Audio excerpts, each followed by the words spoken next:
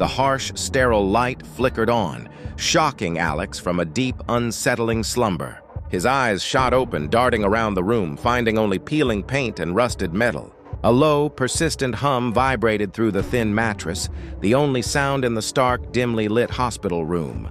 He was alone. A close-up would capture the raw terror etched onto his face, sweat beading on his brow as his gaze slowly panned across the decaying, empty space. The air was thick with the smell of antiseptic and something older, something like rot. Pushing himself off the bed, his bare feet met the cold, grimy floor. Alex cautiously stepped out of the room and into a long, distorted corridor that seemed to bend and stretch into an impossible, infinite darkness. The walls felt like they were breathing, subtly warping his perception. He reached for the nearest door, his hand trembling as he turned the knob.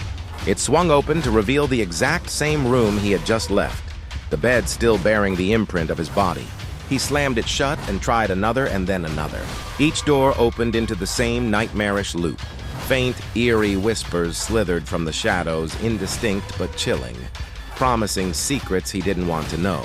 In the distance, down intersecting hallways, fleeting, shadowy figures darted past, too quick to be real, yet undeniably there. Panic set in. Alex broke into a desperate sprint, his heart hammering against his ribs.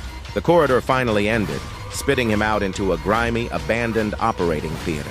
Surgical tools lay scattered and rusted, caked in dried, dark stains. In the center of the room, under a flickering overhead lamp, stood the nightmare surgeon.